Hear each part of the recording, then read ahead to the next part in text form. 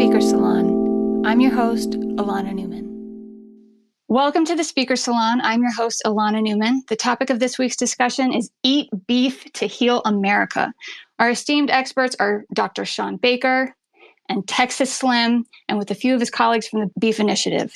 Dr. Anthony Chafee was scheduled to join, but unfortunately I got an email yesterday from him saying that his father is in the hospital, so sadly he won't be joining us this evening, but our prayers are with him, and I definitely direct people to his work and his YouTube channel and podcast. They're amazing. For those joining us for the first time, I host these spaces every other Thursday on X, and then I share them with the world as a podcast. Look for the Speaker Salon podcast on Apple or Spotify. The featured offer of today's episode is Parashield. Parashield helps rid the body of parasites with this proprietary blend of wormwood, clove, and black walnut hull. Most people don't realize that their fatigue and hunger and itchiness and difficulty sleeping might be caused by parasites, among other problems. If you're around animals, handling soil, or exposure to contaminated water and food, you might be vulnerable to these issues. So you can try Parashield for only $15 using our special link, and that should be posted in the comments and the nest. So getting started, today's panel discussion is inspired by my personal witnessing of people in my network healing of conditions that were supposed to be unhealable after pursuing the most anti-inflammatory elimination diet that exists. That's carnivore. Some people call it lion diet. But whatever you want to call it, I'm discovering that in order to heal America's chronic illness epidemic, we probably should be eating beef. And there's no one I can think of that can explain this better than Dr. Baker. Dr. Baker, you wrote the book, The Carnivore Diet. And if I may just introduce you, Dr. Shawn Baker is an orthopedic surgeon, a former world champion and world record-setting elite athlete, a best-selling author, and advocate for the carnivore diet. Dr. Baker, thank you so much for joining us. You're just a rock star in this community, and I really appreciate you being here.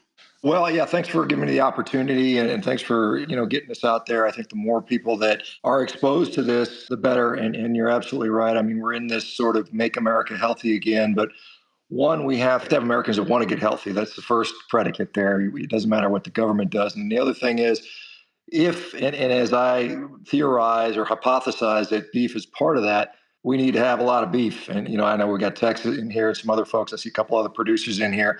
We've got to come together, realize what is the source of our, good nutrition. And I can remember when I first started talking about this stuff back in 2016, I think it was something like 99.9999999% of the people on earth thought I was nuts. It's now down to just 99%. So we've made some progress there.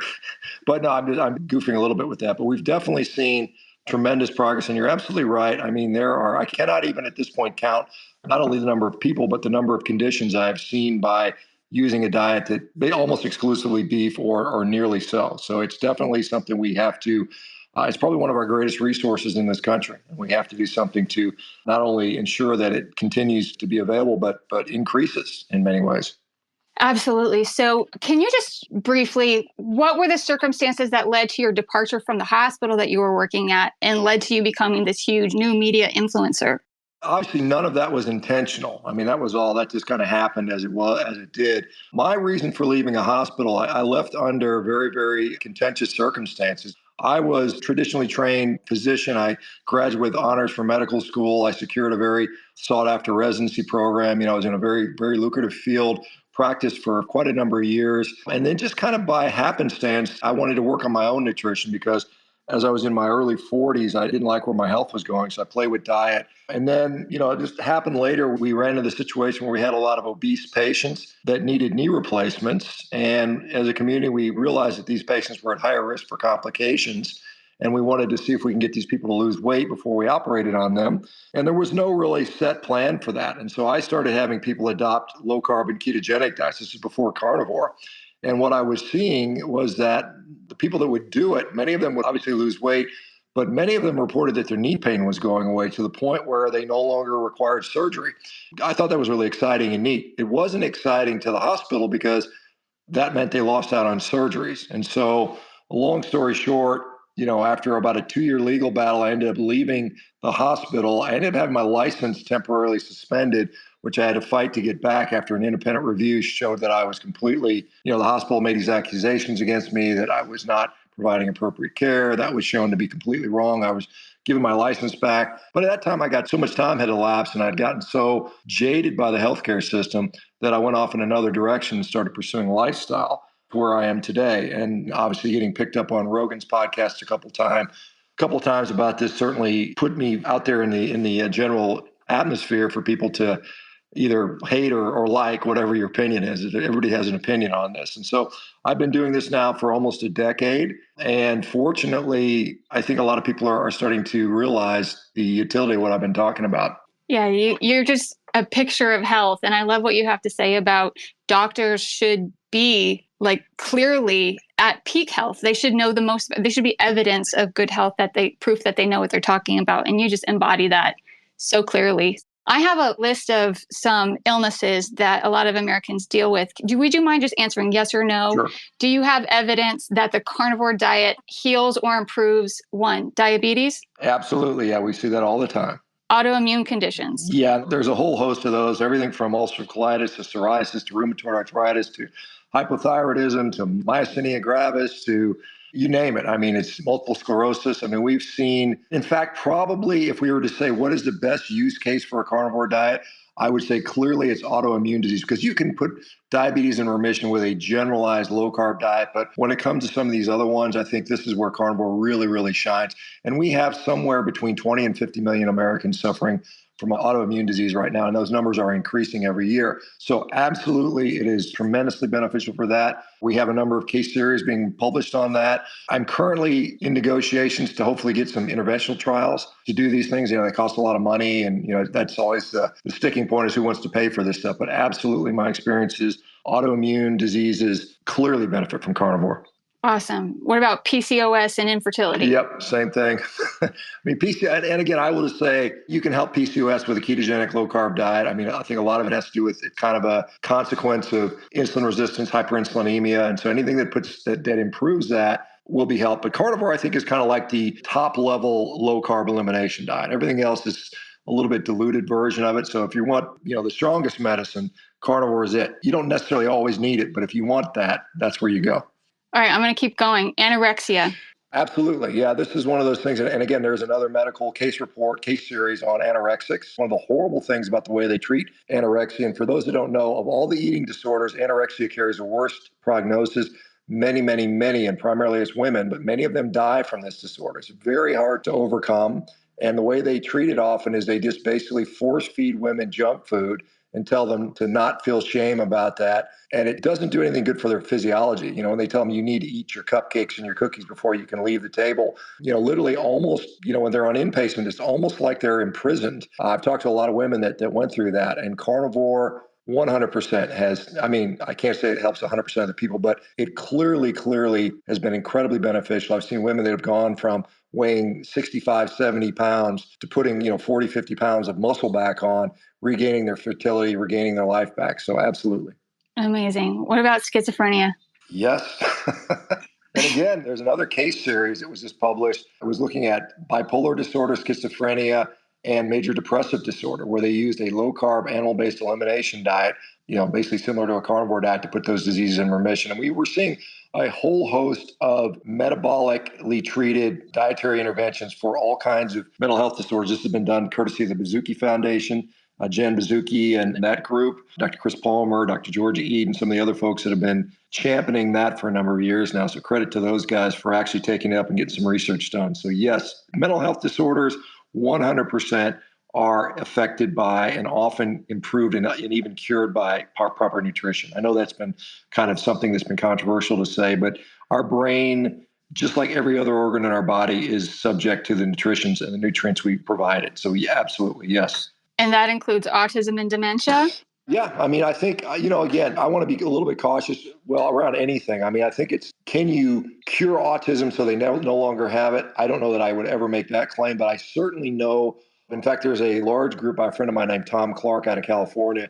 He's autistic. He has a large Facebook group of several thousand members with autism that are doing carnivore diets, or either adults with autism or parents of children with autism. And they universally see significant improvements in the autism characteristics, the perseverations, the emotional ability, obviously some of the gut issues that a lot of autistic folks struggle with. So yes, it can help with that. With regard to dementia, again, it depends upon how advanced it is, but certainly we see some of the work of guys like Dale Bredesen at UCSF have shown that dementia is definitely treatable. It's definitely modifiable by low carb ketogenic, and I would argue carnivore diets. And I've seen in our clinical practices patients with dementia clearly improving. So, I mean, obviously, if you catch it earlier, the better the outcome is going to be. And you can look at guys like Hal Cramner, who runs a nursing home out in several nursing homes out in Phoenix, where he takes care of a lot of adults with a dementia. And he's treating them with carnivore diets in conjunction with things like exercise and some other things.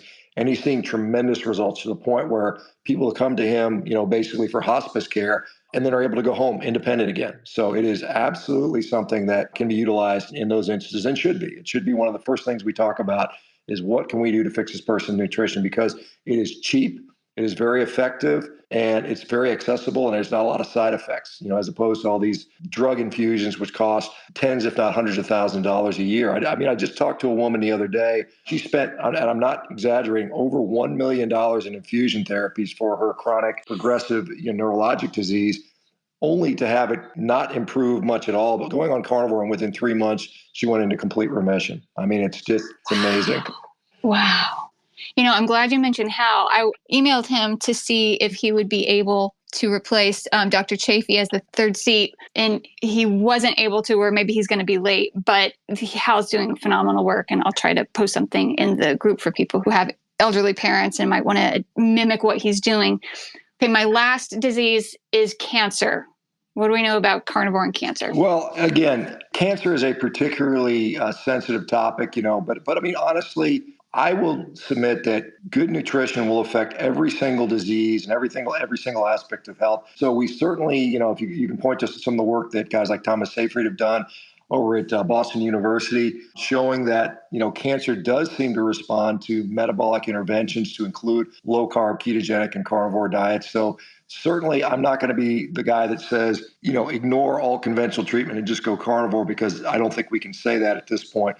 But certainly I've met a number of people that have had cancer that have gone carnivore. They've either put their disease, they've either halted progression, they've had remission, or at the very least, as an adjuvant, it has greatly improved their tolerance for things like chemotherapy and some of those other things. So again, I think if you ignore nutrition for any disease you're treating, you're really, really missing out. And so yes, it has a role in the treatment of cancer. It may not be curative for all cases, but certainly it can change the outcome, I believe. Thank you. And I do appreciate your nuance, and you're not an extremist. You're very reasonable about this. My next question, Dr. Baker, the New York Times published a story, and it was widely circulated, and it said that red meat consumption causes diabetes. In fact, I had family members send this article to me as proof that I'm harming myself and I'm harming the people in my sphere of influence by prioritizing red meat. So do you have something to say particularly to the New York Times or in response to that article? Well, I assume that article was based upon a recent Harvard University study that was published in 2024. That article associated about a 62% increase in people that consume red meat versus those that did not. And the problem with that study, like most of these epidemiologic study, was it was based on food frequency questionnaires, which are always subject to recall bias. I mean, we don't really know how accurate those things are. They use things like lasagna and pizza and hamburgers and sandwiches as components of red meat, which clearly there's more variables in there. But I think one of the most important things, and I listened to the head researcher of that paper talk about that study, and one of the things they failed to do was they failed to control for obesity.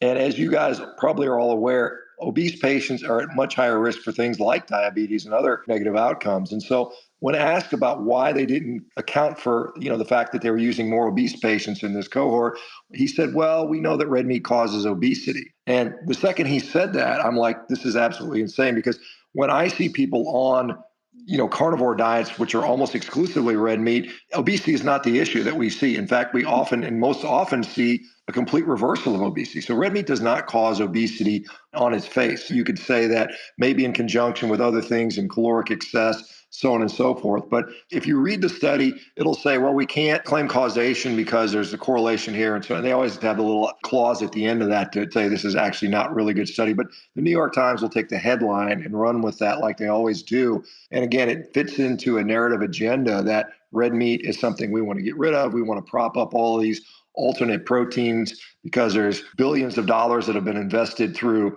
venture capital. My friend Vinny's in there. They probably know some of these people. They want to get their ROI. And so there's this big push to push away from meat, whether it's beliefs about the climate or misguided beliefs about health. This is why we see these articles. And thankfully, and this is something that I found very interesting the other day, there was a survey done in Europe looking at 5 European countries. And for the first time ever, I mean, this is ever since it's been done, they have seen people saying that they are intentionally going to eat more meat, more red meat this year. And the reason they're giving is for health reasons. And so I think we are starting to win that narrative battle. That propaganda war is starting to turn in our favor. So this is something we've never seen before. It's been for the last several decades. Red meat is bad. It's killing you. It's killing the planet. Cow farts are boiling the oceans. That type of narrative, which is obviously, I'm saying it a little bit comically, but I think that the New York Times got it wrong. It wouldn't be the first time they got something wrong.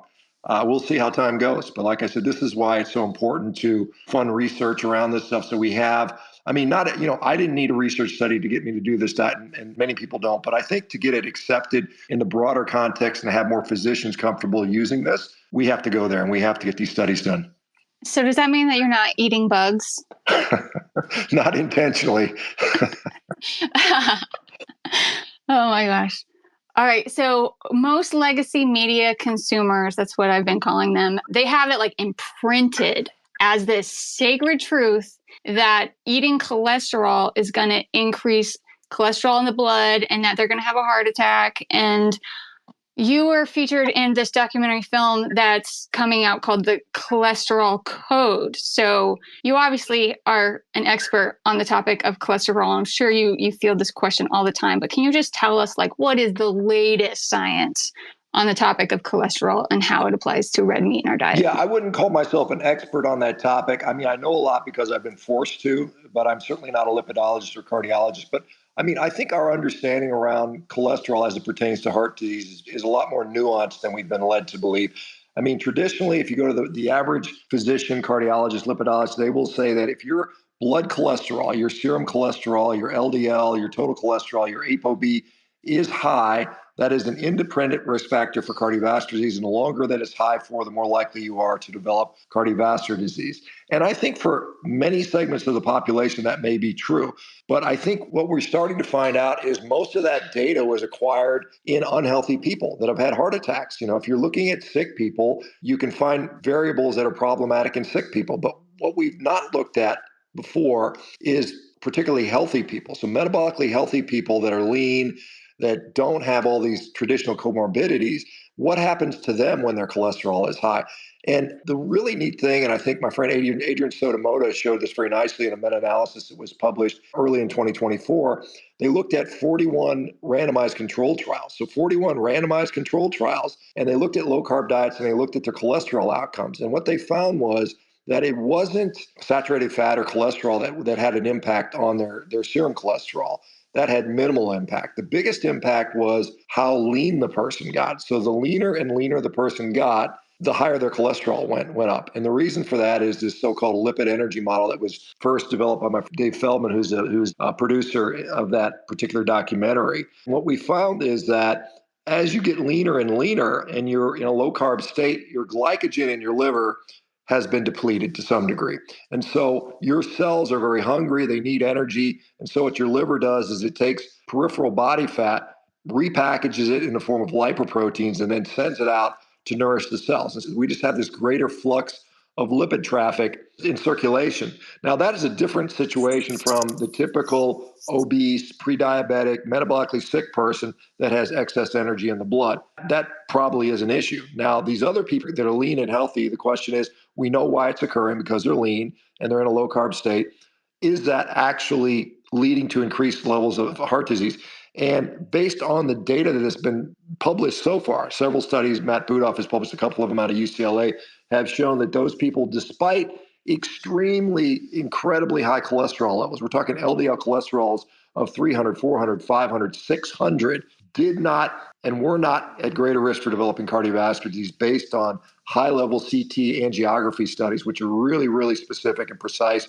And they show that, in fact, when they compared them to another group that was equally matched for health levels, I mean, there were two healthy groups. One had high cholesterol, one had low cholesterol. The high cholesterol group actually had less cardiovascular disease than the low cholesterol group. So I think it is more nuanced than we've been led to believe, and I think more data is going to come out. So I think as of 2025, we can start to question those things. I'm not quite ready to say we can totally ignore it yet, because I think, in my view, if your cholesterol is high and you're on a low-carb diet, you should ask some more questions. You shouldn't immediately just say, I got to stop this thing, because it could be, I cannot tell you how many people tell me that they were feeling wonderful on carnivore. They came off all their medications. They felt, incredible, but their cholesterol went up and they had to stop. And I think that's unfortunately perhaps a shame that they may have done that, inappropriately. That's a really good segue into this question, which is, can you describe conflicts of interest on the U.S. Dietary Guidelines panel and the people who are in charge of doling out all the nutrition advice to schools, to prisons, and hospitals and stuff? Well, again, and we've been having the U.S. Dietary Guidelines since 1980. Every 5 years they've met. And Nina Teicholz has done a wonderful job examining some of that stuff. So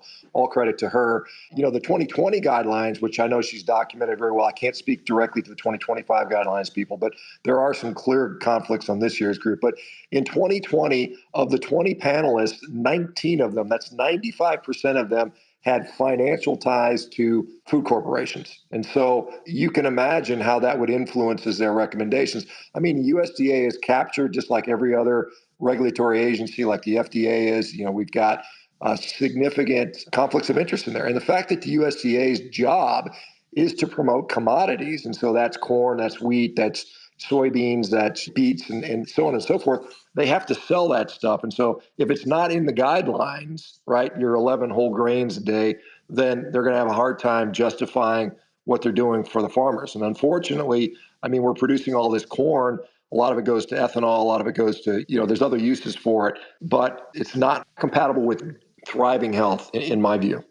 Would it be accurate to say that a lot of the nutrition science is based off of religion? Do you want to talk about the history of dietetics? Well, there's definitely a religious influence. I mean, the American Dietetics Association was first founded in 1917 by a gal named Lena Cooper, who was a devout Seventh-day Adventist. She was an associate of John Harvey Kellogg from Kellogg Cereal out of Battle Creek, Michigan. And he went into that, and they founded that organization based on the belief that vegetarianism was the optimal diet, that red meat was associated with, carnal desires, lust, masturbation, adultery, on and on and on. So red meat has, from the beginning of modern nutrition science, has always been sort of vilified and demonized. And even today, over 100 years later, if you look at all of these large nutritional organizations, they are overrepresented by Seventh-day Adventists. In fact, when the World Health Organization published their 2015 statement saying that red meat was a class 2 carcinogen, a number of the people involved in that process were Seventh-day Adventists, ethical vegans, vegetarians, and so on and so forth. And that was not disclosed to anybody. That's a clear conflict of interest just from an ethical standpoint. So yes, we have some religious beliefs baked into our nutritional systems. I heard Dr. Chafee say once, and I bet you know about this too, but that in military history, it has been a military strategy to cut the supply of meat to a region in order to weaken those people so that they're easier to conquer. Is that true? Do you want to add anything to that, or do you have anything to say about that? Well, I mean, obviously I'm not a military strategist. I was in the military for a number of years, but if you compromise the nutrition, I mean, like you look at sieges of ancient castles, I mean, they would just starve them out, right? So if they can't eat and they become physically weakened, then they're easy to overthrow. I mean, this is the classic thing when we look at the Mongols as they took over, all of Asia and parts of Europe back when Genghis Khan was running the show.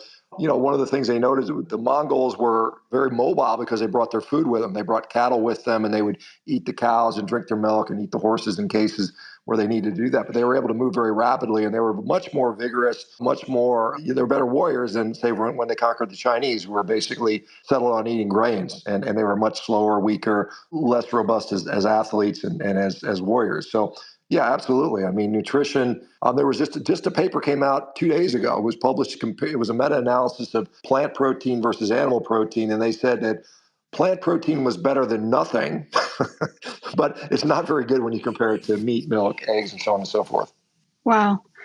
Can I ask you about the difference between lectin with a C and leptin with a P and how they relate to the carnivore diet?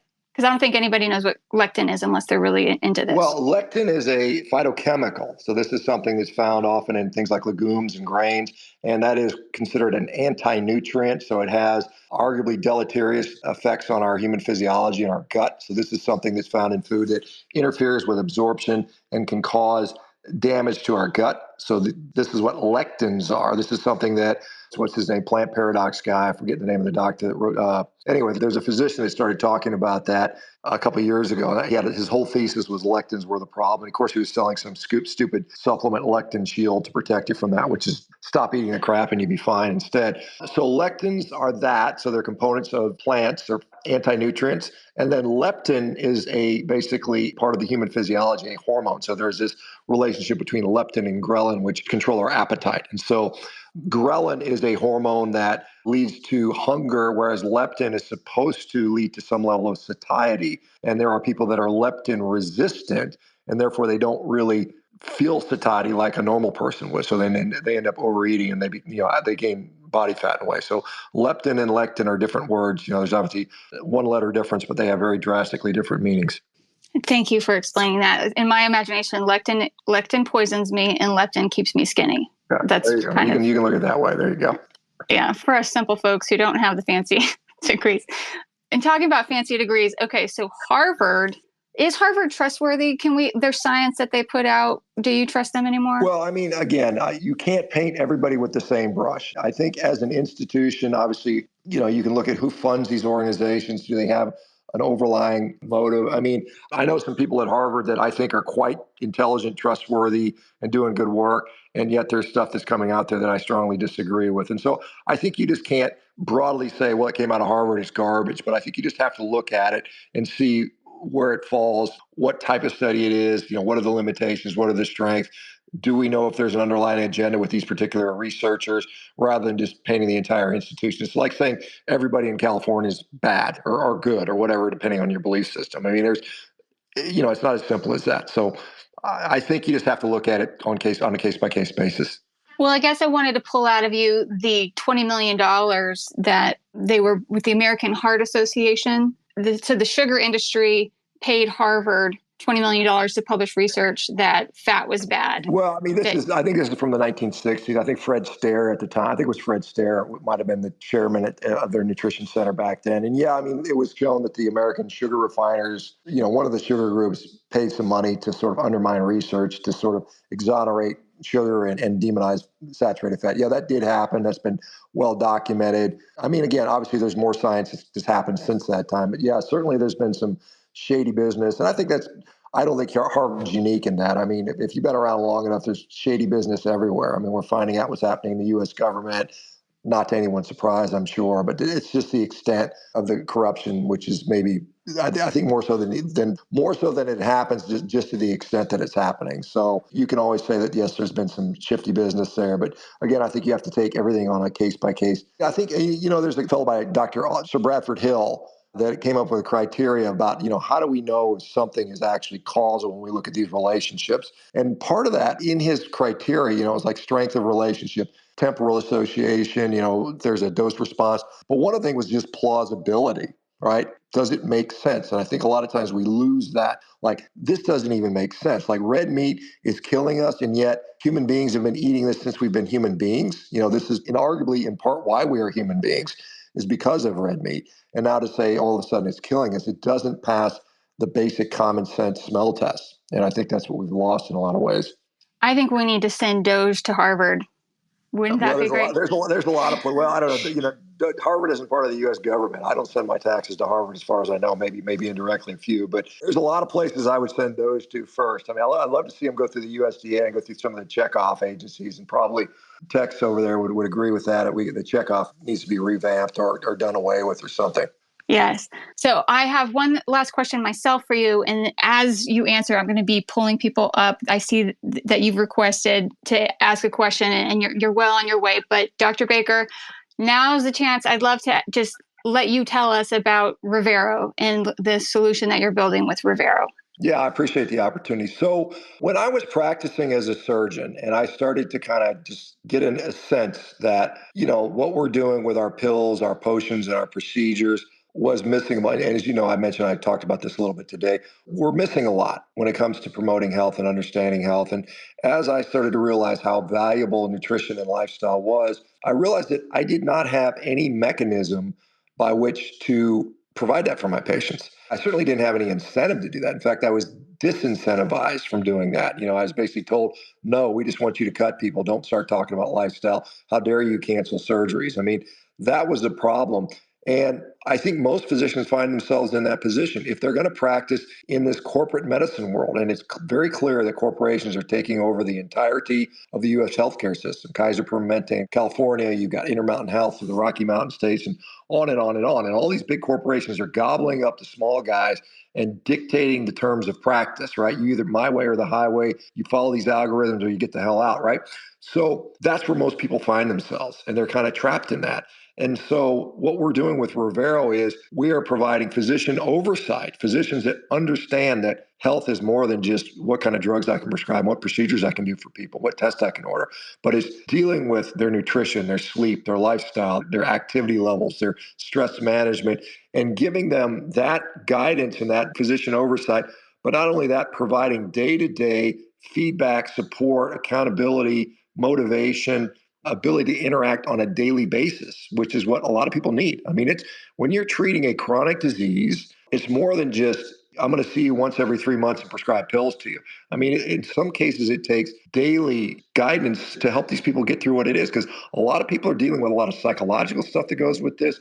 I mean, I think when you're dealing with a chronic disease, you are by default dealing with some component of food pathology, whether it's addiction, whether it's just some kind of disorder, and you have people work through this, and it takes a lot of time and handholding. You're not incentivized to do it as a standard physician. It's very challenging to do, but we've gone a long way to solving some of that problems. And so Rivero so it's revero.com if anybody wants to sign up. We have physicians in 48 of the 50 states. We'll have all 50 states by the end of March. And we basically, this is an option to get people healthy. And my goal is not to have them be patients for years and years and years. It's like, let's get you fixed, 6 months, a year, and get out of there. And you're done, and you're healthy, and you go to the doctor for a true emergency. And that's what healthcare should go back to, in my view. You're a hero. I'm going to give other people the chance to ask you questions. Ladies first. So, lady in red, you got your hand up. Go ahead. Hi.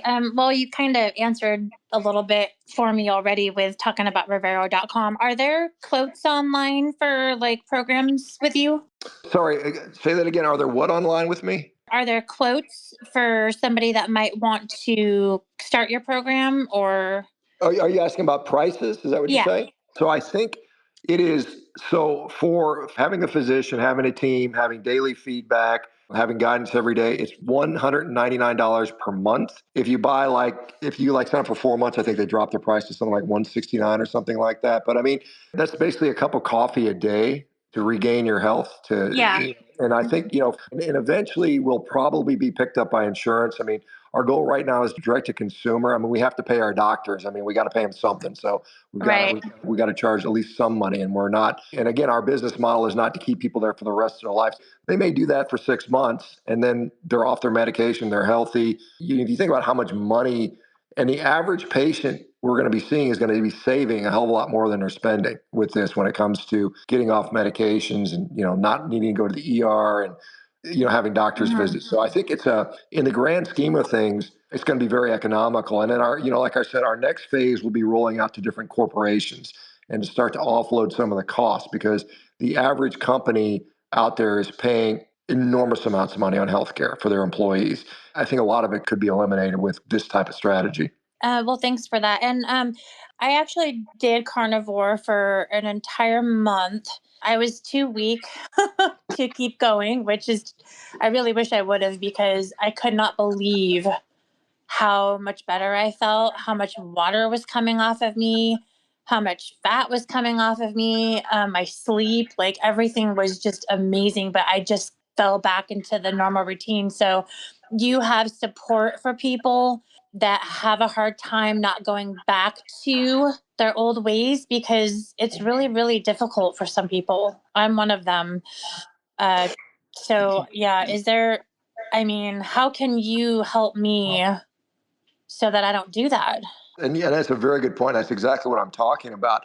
You are assigned a healthcare team. You have a physician leading the thing, but every single day, if needed, someone will be in contact with you, either through text messages, phone calls, video conferences. We engage our patients every single day to keep them on target. 1 month is great, but I think most people by 3 months kind of fully adapt to something like this. And then it's just, it starts to become an ingrained pattern. I mean, a lot like what you fell back into was because it was a habit that you built up through years and years of convenience and these types of things. You really have to change not only just your physiology, but there's a psychological change that needs to occur. And Right. then you develop this sort of virtuous cycle. A lot of times we fall into this vicious cycle of continued decay and worsening, but we can turn it around and it becomes a virtuous cycle. Right. Because I found that no matter how much I enjoyed the physical changes and the physical, the feeling, I Yeah. still got sucked back in. And I think that that's something I want to try and avoid. And do you recommend only beef, like no pork, no fish? Is it just strictly beef? No, not necessarily. I'm a Okay. big fan of beef. I think beef is uniquely nutritious, but it doesn't have to be that way. I do think that most people will benefit from the incorporation of some type of ruminant meat. And, in the U.S., obviously beef is king. I mean, I think lamb equally is just as good as beef is. And I know maybe Texas over there cringing. I don't know. But I think I prefer beef. Beef is certainly for me. I'm wearing a shirt that says Okay. beef where be happy right now. You guys can't What see it. about high fat dairy?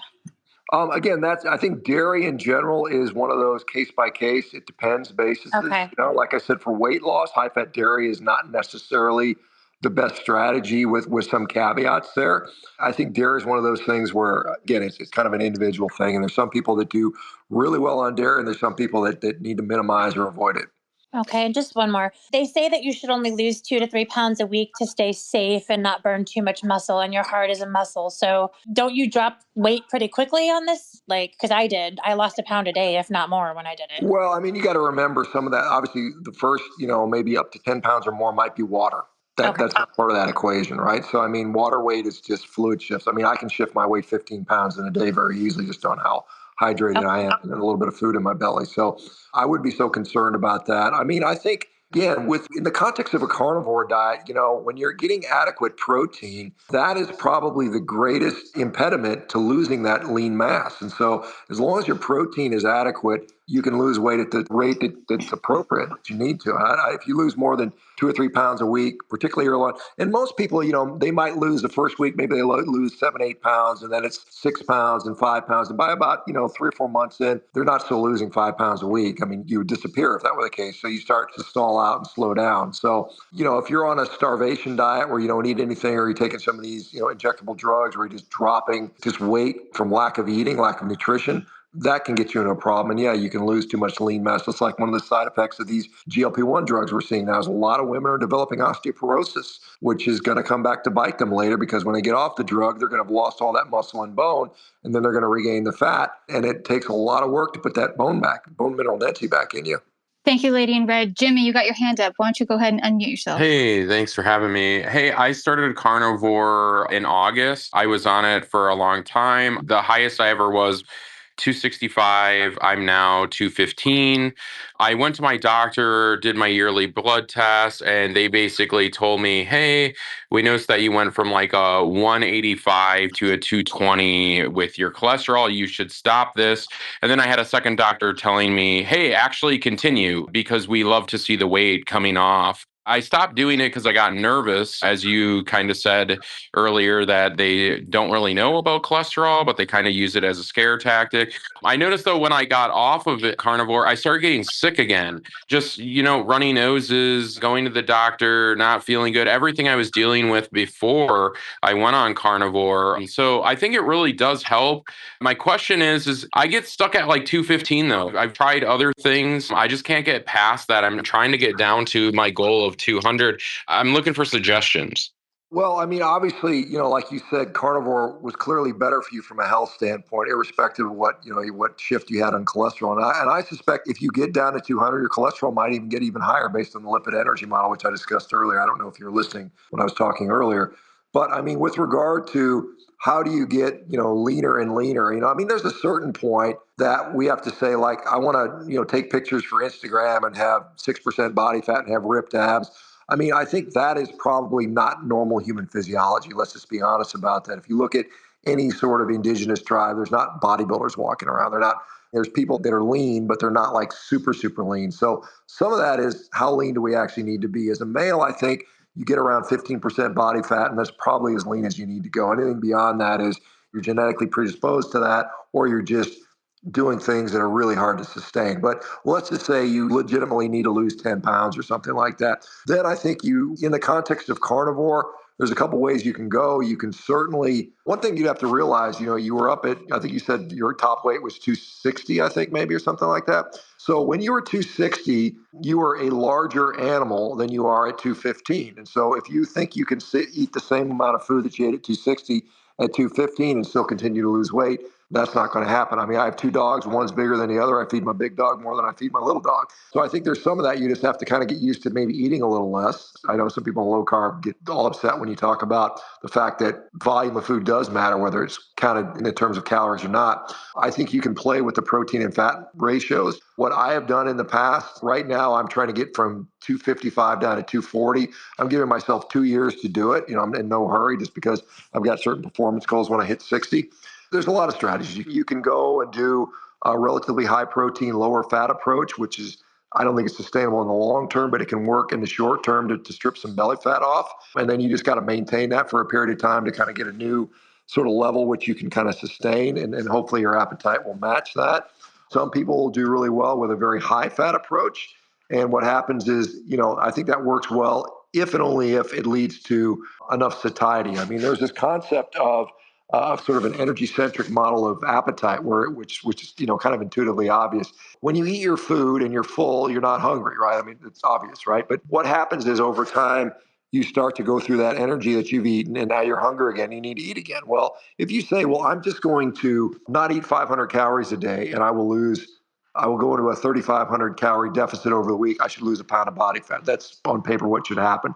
But what really happens is I cut 500 calories out of my diet, and then I'm hungry. Why am I hungry? Because I'm no longer meeting my nutritional needs. I'm not burning the body fat that would be required to keep me not being hungry. So some people find that when they go higher fat, what happens is it produces a little bit more ketones, and ketones allow for greater liberation of fat for fuel, and therefore you don't experience as much hunger. So you can go either way. I mean, one thing I would do is I call it fat cycling, where I would eat leaner meats. Instead of eating high fat ribeyes, I might eat something leaner, like a leaner cut, like maybe a skirt steak or a sirloin or even a piece of fish, and then do that for a couple of days. And then I would go back to the ribeyes for a day and just kind of cycle that in and out. And that was sustainable, because if you eat lean meat consistently for a long period of time, you're going to get hungry. You're going to get tired. You're going to get cold. You're not going to want to do anything. You're going to have cravings. It's not sustainable. So you have to figure out how to play with that. And usually it's like, and you're absolutely right, the closer you get to being really, really lean, the harder it gets. That first 5 pounds is super easy to lose. That last 5 pounds is a real son of a gun, right? So you just have to realize that there's going to be some level of that. And then it's not just diet is not the only thing. We have to realize if we've maxed out our diet lever, let's pull the lever on sleep. Are we getting good sleep? Let's pull the lever on activity. I'm a huge proponent of exercise and working out, but more importantly than that is not being sedentary. If you have a job where you spend all day on your butt in a chair staring at a computer, get a standing desk, start moving. If you're sitting, walk. If you're walking, if you're sitting, stand. If you're standing, think about walking. Activity, not being sedentary, is going to give you more bang for your buck than going to the gym, quite honestly. Now, after that, then it comes into, and then the other thing we can talk about is circadian biology. When do you eat? Eating when you eat actually has an impact. There are studies that suggest that if you get more of your calories early in the day versus late in the day, it's going to have a net beneficial effect. So if you're going to eat in an eating window, make it early rather than late, for most people. I think the other thing that's important is stress management. I mean, stress is something that can lead to an inflammatory response, can lead to insulin resistance, which then drives hunger because you can't get the energy into your cells as well. And so that's something to think about. So you want to look at all these different levers. I mean, you can only pull that diet lever so hard without affecting those other things. Thank you. Awesome. Thank you. Jimmy, I'm going to move to Scoots. Scoots, go ahead. I wondered if you had any information on anyone with a carnivore diet and polymyalgia rheumatica.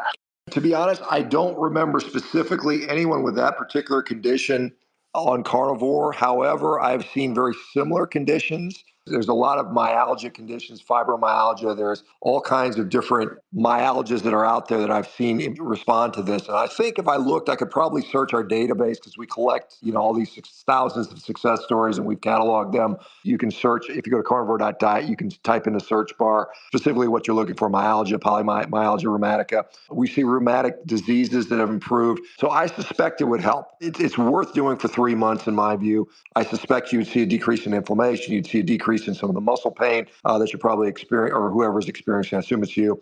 It's worth doing for 3 months. Again, this would be a good situation where you could having some support is always helpful. As the lady in red, we discussed about that. So it's certainly worth a try for sure. All right. Thanks, Scoots. I'm going to move on to Slim, if you guys don't mind. Dr. Baker, you're amazing. I hope you can stay on because I know people at the end are going to want to ask some questions. And then I know Slim and you guys might want to go back and forth a little bit. So are you able to stay on?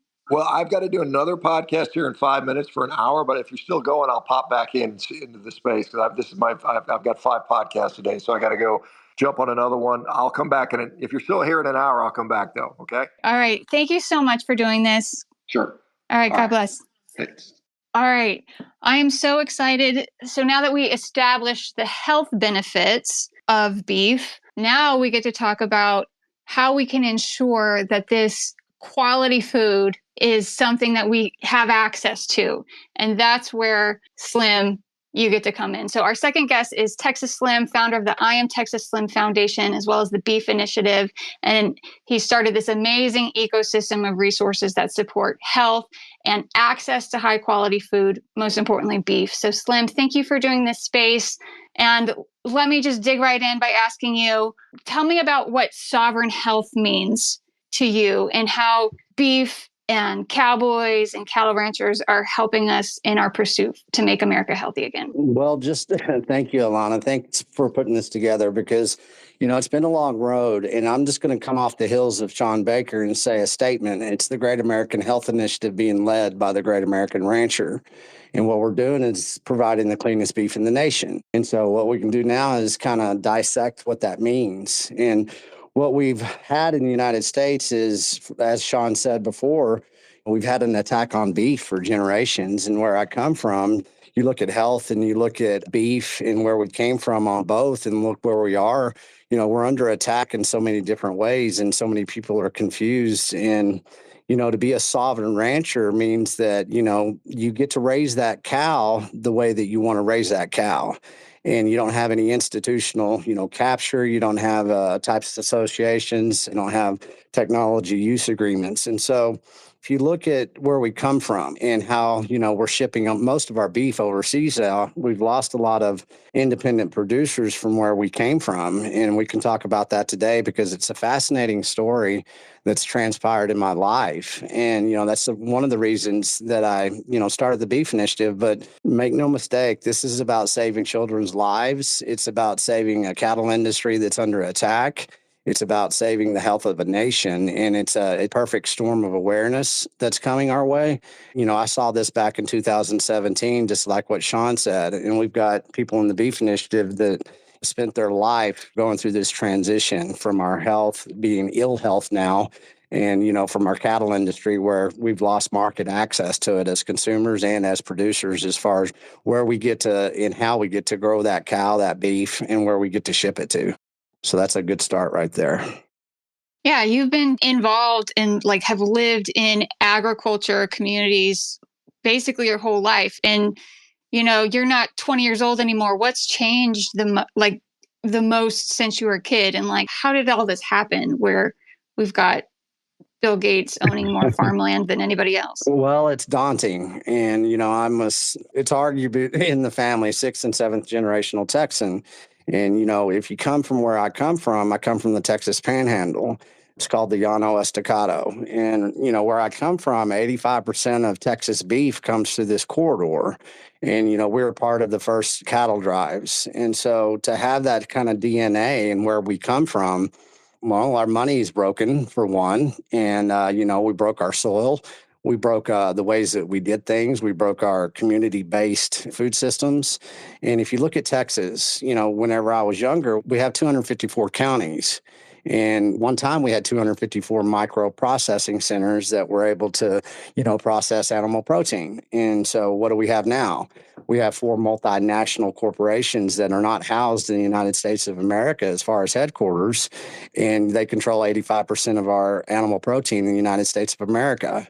And they control a lot of that distribution too. And they control a lot of the protocols in which that beef and that cow is basically engineered through their partnerships with, the grain companies, fertilizer companies. And so it's a very complicated system, but to be that daunting, there's an easy solution. And, I embedded myself in a harvest company back in 2021, and I went all the way from Texas to North Dakota and to go and investigate. And, because I didn't get to live my adult life in agriculture, I became a research analyst in big tech. And so I started using my research, skills and my agricultural skills. But if you look, how we facilitate the harvest and everything that is so complex about our food systems, you have to come to an easy conclusion for the consumer and the producer. And I came up with the phrase, and it's, go shake your rancher's hand. Because if you do that, you get to eliminate so many layers of corruption, with it being money, with it being labeling, with it being, what is in that cow? What is that cow eating? And the best solution is really to create a personal relationship with the person that is dying to feed you. And we have a nation that doesn't understand that we have independent producers out there dying for consumers, but the consumers are still reading labels, and they're going to Walmart or Costco or all of these, big old box stores that basically, that's where most of the foreign beef in our nation is going to. And people don't understand that, we're shipping 80% of our beef in the United States is overseas beef now. And then 80% of our consumption in the United States of beef is ground beef. And so it's a complex system, and you can eliminate a lot of questions. You can build relationships. You can help rebuild communities through that handshake. And that's what we've lost in this nation. My grandpa had a cattle farm. It was 100 acres, and he usually kept about 50 head of cattle. And it was the most peaceful place on earth. And when you say that, I just imagine my grandpa shaking like everybody's hands and feeding them. And it's such a wholesome way to make a living. And I just felt the need to say that. It's not part of my questions. I just felt the need to say that. It's a good point. I mean, I tell people you need to start living like your grandparents or your great grandparents. And, that has meaning. It makes you think, what does he mean by that? Well, it means that we got to simplify things and we got to get a better understanding of what food is and what health is.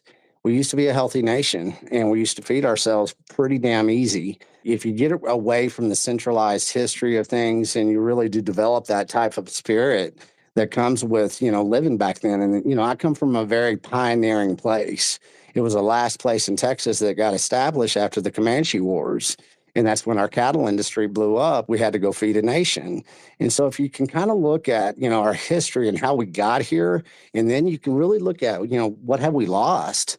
Well, June, our producer, one of the best designers I've ever met, he found out that if you leave any city in the United States right now and you drive 30 miles, you're in cattle country. And that is so true. And I think a nation has that division of understanding of what that spirit comes from, of being in rural America. Just to speak of, that handshake and that spirit, I've been around the world, 1.5 times, 300,000 miles total, 200,000 miles in a pickup truck across the United States of America. I've been to Australia, I've been to Asia. We've been all over the place. And that handshake and that spirit's the same everywhere you go. And this attack on beef is the same everywhere you go. And so, we have to look at our local communities and how do we get back to that spirit, but you don't have to. And that's coming from being in big tech for so many years. I knew that we had to give a digital handshake that could create that peer-to-peer relationship. And so we've got it where, our autonomous network that we've piecemealed together is now ready to launch to where it becomes a full platform of solutions for both consumers, communities. And, there's so much to discuss here today of what the issues that we saw back in 2017 and where we are today. Yeah, I tried to wrap my head around everything that you guys offer, both to the consumers and to the producers. And I tried to invest a real amount of time into it. But I think an ecosystem is definitely one way that helps make everything holistic and high quality and back to true science. But would you also say that the I Am Texas Slim Foundation is kind of like the modern day Cattlemen's Association? Like you're advocating for these ranchers, and they're not in big cities. They're not. They don't get invited to CNN. So you're advocating on their behalf and fighting for policies that help everybody get their food. Yeah, and if you look at the cattle industry, we do. We have a lot of nonprofits, we have a lot of associations and cattle associations, and they come in different forms and fashions, and they're very centralized. Where does the money come from? But if you look at the reason and the why behind the I Am Texas Slim Foundation, Brianna Sagdahl is our head research analyst and chief editor of beefnews.org. But if you look at what we're missing in those associations, and, Shawn Baker brought up the beef checkoff mark. Let's put in some history into that. Our independent cattle producers have paid in $10 billion over its lifespan. And basically, the only thing that we've ever got is, hey, beef, it's what's for dinner commercial. It was a marketing plan. It was supposed to get people to eat beef. And that does a good job. It's a good symbol of, standing by your rancher. But, in the end, what beef are you eating, and how can you find that rancher that you want to truly support? And there's just too many layers there that these associations that we've started off with, associations within financial institutions into cattle associations, we've got to get a new solution that's a more peer-to-peer based relief effort or think tank financial, basically pivot points that you can come into and policy work. We're not trying to replace associations. We're just becoming that other bid. Instead of having to pay, the certain amount that they're paying right now, independent producers have to pay a certain dollar amount for every cow that they sell to auction. Well, if they have another bid, then they can come through a different foundation that is a nonprofit. And we've had a lot of great success, and we are writing policy. And it's going to be that place that we get to vet new money coming in, and that we can actually start really going after the beef checkoff mark, and maybe just making them be honest with what they're doing, because there's so much money that has not been seen. And now that Doge is out there, let's look at that. And so we're at a perfect time to really facilitate these types of maybe associations that have captured us a little bit, but now we can, like I said, make them peer to peer. So can we walk really quick through everything that has to go right in order for me to have meatballs for dinner? You just said it all right there.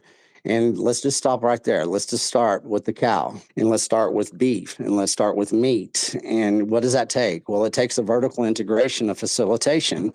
Where does it start? It starts on the water table, and then it starts in the soil, and then it starts in the forage, and then it starts with the cow. But in the beginning of the cow, it started with the genetics. And then, after the genetics, you get to build a herd. And then once you have your herd that you want to bring to fruition as far as the best beef in the world, then you have to have that producer. You have certain producers that are wholesale producers, or you have producers that take that cow all the way to the fork. Then after that, you have a processing center. And from that processing center, it gets packaged and then it gets delivered. And who does the shipping? Who's in control of that shipping? And, aggregated distribution. And so there's so many touch points that, the average consumer just doesn't know. But what we saw within the beef initiative with our founders, Cole Bolton of K&C Cattle, Jason Rick of Rick Ranches, we had some deep conversations in the beginning, and we knew that we had to basically create this parallel system that did the same. And that's what we've done.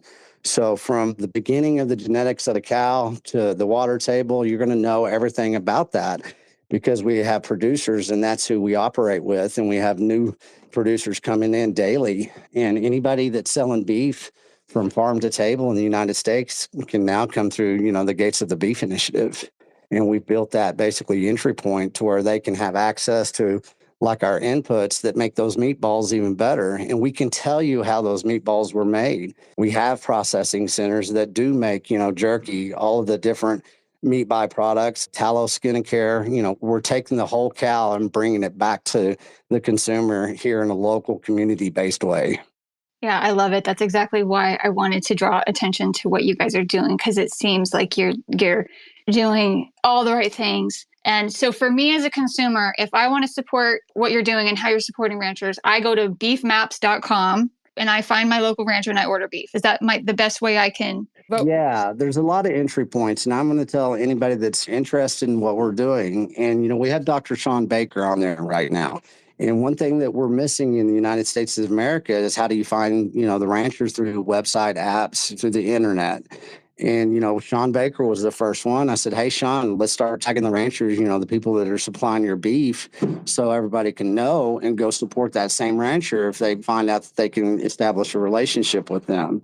And so we have to talk about that. How do you find access to ranchers in the United States right now? Facebook is a horrible place for ranchers, but it's the number one platform that they have to sell beef. And so what we've done is we have a campaign, and it's going to be a forever campaign, and it's savebeef.org. And what that does is it gives you an entry point to everything that we're doing right now. And it's a good fill out form. But we've also got, of course, if you want to buy beef right now, you go to welcometobeef.com, and you can right now, you can find a rancher through that. That's kind of who we're working with independently through that vertical integration of e-commerce. And if you want to go to beefmaps.com, we've got hundreds of producers that come in. They're that first touch point of being discovered, and then they come to the facilitation of us taking them to market in a better way. So that's right there is, savebeef.org is a very important campaign. We've got a wonderful opportunity, and I can talk about that here in a little bit. Well, I know that you guys are trying to buy beef.com. Can we help with that? Can we call, can that be a call to action, and you tell us why we need to win that? Well, let's look at agriculture as a whole. Okay, where are we captured in agriculture? Where do we not have true market access to money, to software, to that platform on the internet that doesn't get censored? Because they're going to censor beef. Data attributes are changing globally. And so if you look about how they censor beef and food products and everything, we had the opportunity, it fell in my lap. And right now I'm like the number one person that can go after beef.com. And so we had to build the team, and we're going after beef.com, and we're offering equity shares to go after that. And so if you go through our campaign, savebeef.org, what we're doing, a lot of people think we just want to sell beef through beef.com. No, it's bold economic efficiencies into the future. And if you look at the cattle industry and the food industry as a whole, you look at the MAHA movement, we're going to be developing software. We're going to be front leading AI into the new agricultural systems that'll be built. And, we're going to be providing access to regenerative inputs. Anything that touches the cow or the food industry, we will develop through 4 words. I call it a decentralized global treaty that we can take ownership of, and then we can give every cattle rancher and every consumer in America or across the world access to some of the best quality, clean facilitation of clean food moving forward. So beef.com is a big one. It's fast moving right now. And like I said, it fell into our lap. We're encouraging everybody to be a part of this investment strategy. We're going to have an equity type of ownership that will be a kind of a crowdsource base. And then we have a lot of good discussions going on right now across the globe that people are looking at what we're doing within the regenerative inputs, what we're doing with our discussions on water and water filtration. And so there's so much interest that we're trying to build a massive team that we can kind of go after this and kind of rewrite history a little bit and turn the cattle industry into an enterprise-wide solution of education for both consumers and educators. And my biggest thing, of course, is bringing in health and medical. And we've got beef now that we've been testing, within universities for decades. And we're going to redefine what you should look at as far as beef and the nutrition. You have the Mediterranean diet. You have all this talk of cholesterol and omega-3s, omega-6s. Well, we're going to be grading beef a different way in the Beef Initiative. And that's something that I've been doing globally and locally here in the United States. And we've got all the studies, we've got the discussions going on with the right, basically partners to where we can build, the Health Alliance along with the Regenerative Input Alliance, the facilitation of aggregated beef across the United States, that it stays home and local. I had a post a couple of weeks ago. I said, we need to build out 50 USDA branded sovereign beef lines in 50 states. And we can do that now through the Gates of the Beef Initiative in our SaveBeef.org campaign. Sounds like you guys are innovating. I am such a fan. I grew up in Cupertino, and so we kind of worship innovation and technology, but it sounds like you're changing the paradigm. And if anybody wants to invest in beef infrastructure, where can they go? And do you do microfinancing for people who are like, the silver investors rather than the gold investors? Yeah, and that's kind of where we are within the negotiations and how we're building out those layers. Once again, it's savebeef.org. We're trying to make it as simple as possible. And once you sign up through savebeef.org, you're going to get everything from us. But as today, if you just want to go and buy beef, it's welcome to beef.com. And we're a startup company. And whenever I was in big tech in Austin, I was very fortunate to work for several startup companies. But one of them, we started with $1,500. I wasn't part of that team. I wish I had been. But, in the end, they sold for $500 million to Charles Schwab. And it was very innovative during that time. And if I look at agriculture and big tech from where I come from, we're in a massive transformation of technology, money, food, awareness of poisons that have been poisonous, but also health. And so if we look at this facilitation of a vertical integration, I call it kind of the spiral DNA of life. And us cattle ranchers and us cowboys and cowgirls, well, we know what we're doing, and we need basically to educate you. And we want you to educate us what you need. And we haven't had that market access and that type of peer-to-peer communication since I grew up here in the Texas Panhandle. But now with this transformation of all of these different pillars, this is a call to action. It is happening now, and that's why we're going after beef.com.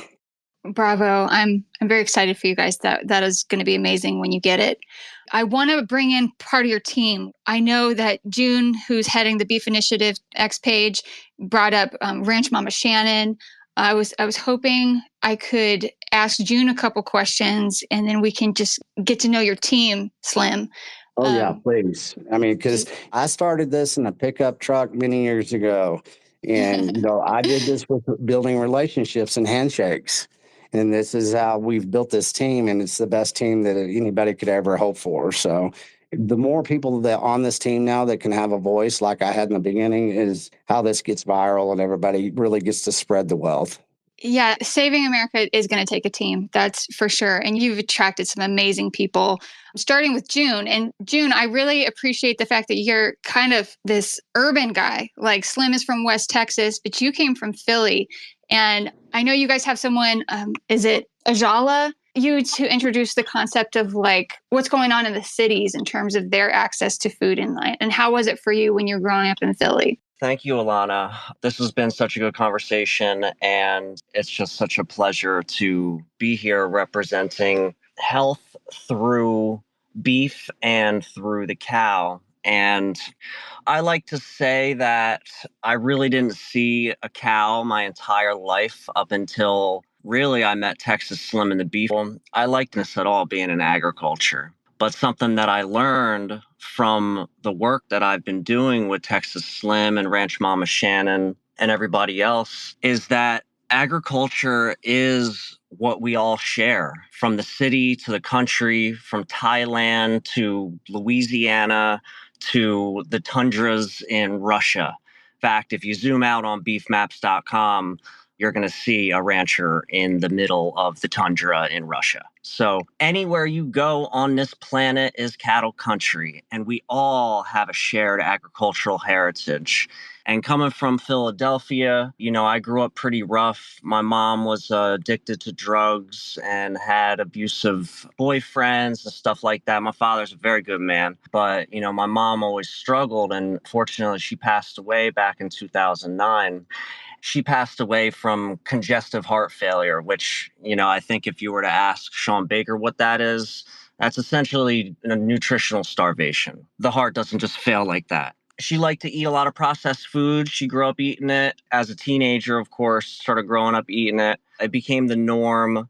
She didn't cook much. She made a lot of microwave meals for me as a kid. The one thing I do remember her making a lot of was those damn cinnamon buns.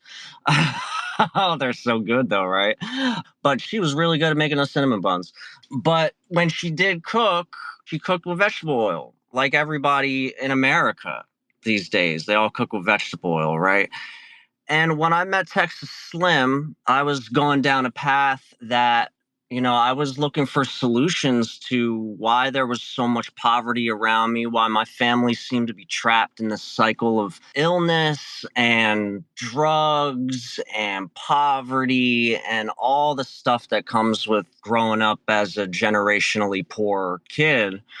When I met Texas Slim in the Beef Initiative, he taught me about how our moms used to cook with tallow and they didn't have to think about the poisons that they would potentially be serving their children. They didn't have to think about the food at all because it was just food. It was just real. And so coming from Philadelphia, my political history, of course, is super deep left. But I started to transform when I met Slim, when I became involved with the Beef Initiative, because I started to understand that when we removed the cow from our environment, from our communities, and from our families, that is when everything started to self-destruct.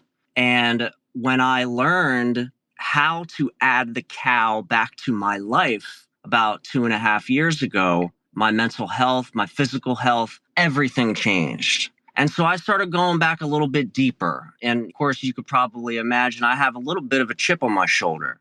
And while Slim's out here with the message of he's going to save some children's lives, my message is I'm going to save the mom's life because I never got a chance to save mine. And so this is what my journey is about. And this is what I think everybody in the city's journey should be about as well. Because when you add the cow back to the environment, when you shake your rancher's hand, all of the problems that you've ever known start to disappear. And it's not because you got a good job. It's not because you got set up in the right da-da-da-da-da. It's simply because you started your day with beef and not with cereal. It's the very first step. And so to me, it fixes the body, it fixes the mind, it fixes the soul. I became close to God after I started eating more beef. It opened up everything that I thought did not exist in my life.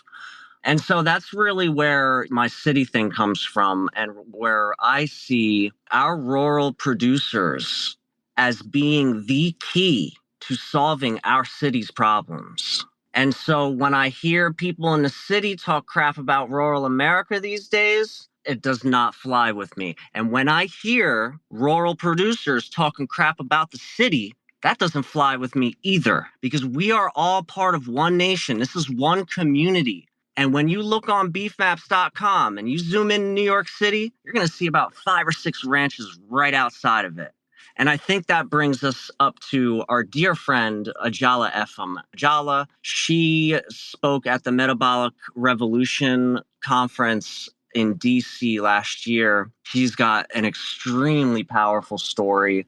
She's got the sweetest voice in the world. One of these days, we're going to get Texas Slim from the dirt roads of West Texas and Ajala Epham from the streets of the South Bronx in a conversation, and everyone's just going to have their hearts melted because it's exactly the solution that we're all looking for.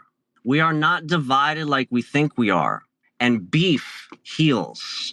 And so Ajala, she gave a great talk at the Metabolic Revolution, and I hit her up maybe a couple months later after I saw it.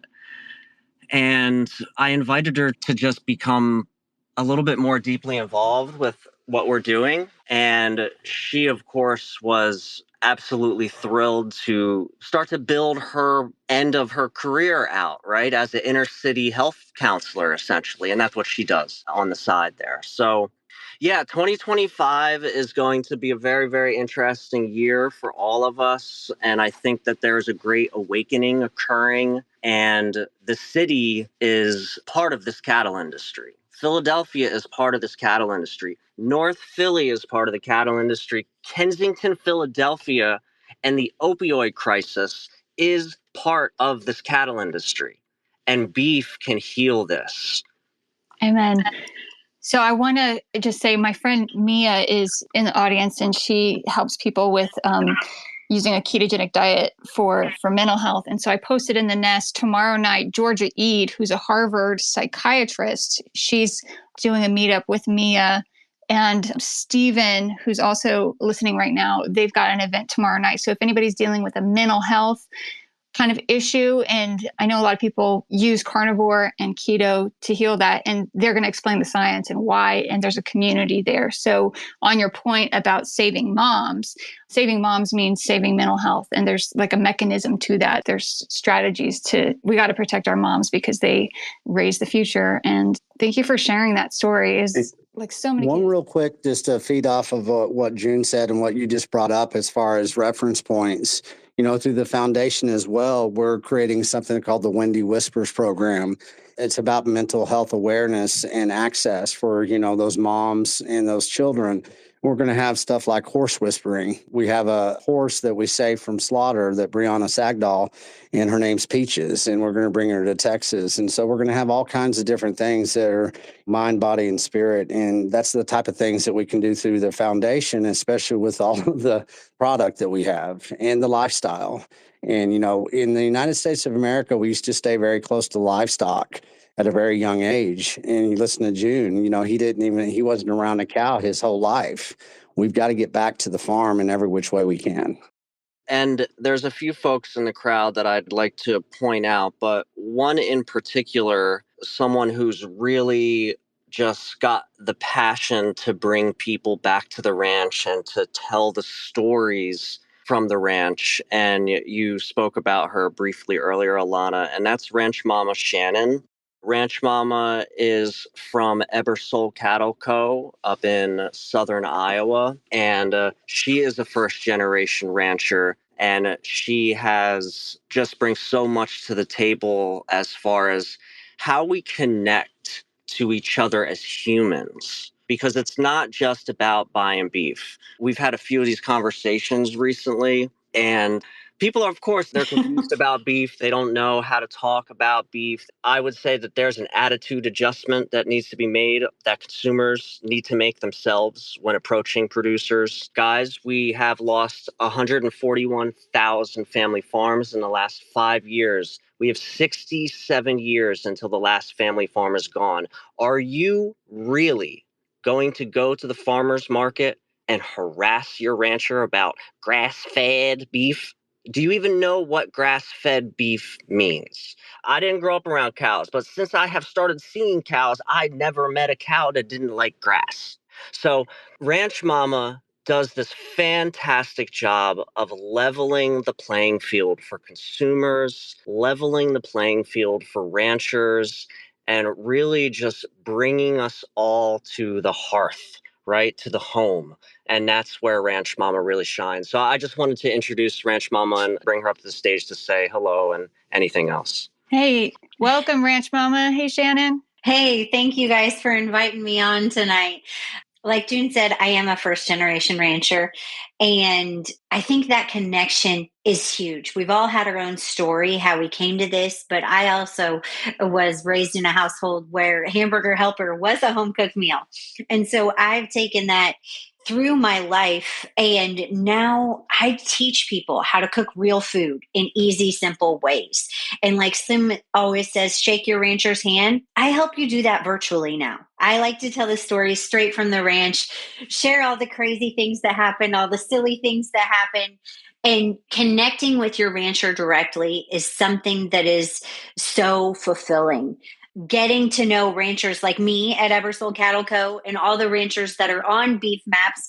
I think tonight we've got Red Banks here. We've got Rattlesnake, Marcy from Rattlesnake in the crowd. Getting to know all of us will make the world of difference. And you don't have to live right next to your rancher. You can get grass-fed, grain-fed, whatever type of beef you like. You can get it shipped straight to your door. And we make that process simple and easy. Whether you go to Beef Maps apps or whether you go to welcometobeef.com, I'm going to take you through that journey. If you go to Welcome to Beef, I'm going to teach you and show you stories from every single ranch. And you might even catch some crazy clips of me dancing in the pasture or rotating heifers in my Crocs out in the pasture. Just real life things that we go through and that shows how dedicated each and every one of our ranchers is to improving our own health and your health through feeding people. I love it. I bet it's a beautiful lifestyle. It's just a very demanding lifestyle. And so to have some support and some attention and just to know that there's people out there that care whether or not you exist and they just care about the people who are actually making the food that sustains them and that helps heal their chronic illness, I think is an important part of this. It truly is. And Walmart doesn't care necessarily when you purchase your shopping cart full of groceries each week, but literally every one of us ranchers celebrates and thinks of your family every day as we are outside when it's minus 11 like it was this morning.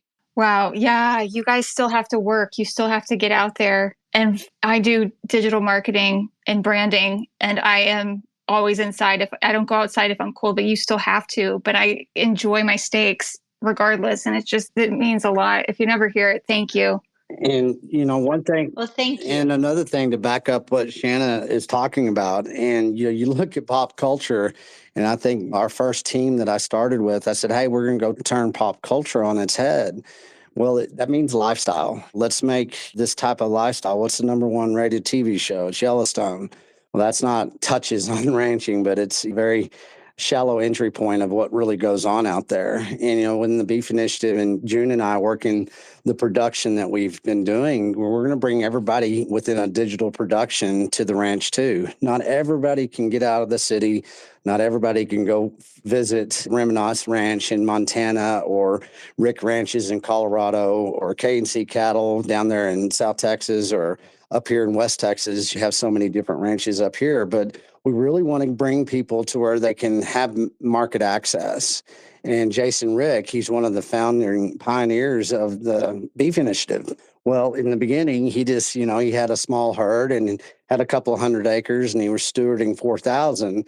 Well, now he has an Airbnb lodge, a ranch house, a quarters house. He has an internship that he's building out. And so people want access to that. And, we're looking at, I call it the cradle of health where he's at. And, that's in the Norfolk Valley of Colorado. And, a place like Rick Ranches is a perfect place for the whole world to come in and get the vertical integration of health and food and even money. And so, how do you become a first generational rancher? That's what Jason Rick is. And so we have so many opportunities to do a production of this as well. And that really creates a new lifestyle for a lot of people, and they're getting healthy and enjoying it as they're basically facilitating change. Well, I'll tell you, you can't really go on vacation with kids to too many places anymore because you don't know if they're going to be kidnapped or trafficked or, overexposed to kind of dangerous elements and things that they shouldn't see. And so I would imagine that to have a type of a retreat for families to go and be together and that they're safe would be like, there's so much opportunity there. Yeah, we had a Beef Initiative Summit at Rick Ranches. It was our second one. And I said, hey, Jason, you want to have a conference? And he's like, well, how? And I said, well, start cleaning up. And here we go. And we pulled it off. But the moral of the story is that we have people that come to these conferences, and we've had people get married. People have had children. People still keep in touch with us. People are, of course, buying all of their food from Jason now. And Jason drives all the way from his ranch to Denver and delivers beef. And so it's a magical time right now because everybody can now come in through our gates that we've created. Because say we need to open up 10,000 gates across the United States, and it needs to happen now. Well, I support that. I want to invite audience members to ask questions. I like to keep these at around 2 hours for the sake of the podcast. That seems to be a sweet spot. Roughly 20 minutes. If you guys are in the audience listening and you want to ask a question, or you want to say hi, or you want to introduce, tell your story just briefly. As we sit here, this is my job now, the founder of the Beef Initiative, and to represent all of our producers, and especially our founding members of the Beef Initiative. We're under attack, folks, and there's a lot of confusion out there. And we've got to understand that this is a call to action. And we have Dr. Brooke Miller. He's past president of the U.S. Cattlemen's Association. And we had a conference out at his place at Ginger Hill in Virginia. And we have deep talks. We provide a lot of beef intelligence. We have Didi. He's on here right now. He's out there in Mississippi. He's a small producer. We've got a very good chance that we're going to lose 30 to 40% of our producers if we don't really take action right now. And so people don't understand that we've got our lowest inventory of cattle right now that we've had in over 70 years. I just say it's ever. And so how long does it take to build a herd, folks? And so if you look at our supply, when I first started the beef initiative, I said they're going to turn beef into caviar, and they're going to basically inject a new food product. I call it a fake commodity. This is happening. They've spent billions of dollars to basically inject a new food system. It's not going to stop just because we have a new administration. Too much money's been spent, and there's going to be after effect of all of this. And if you look at where we are within the low supply of inventory of cattle, what happens when a nation figures out that beef is going to be their best food product?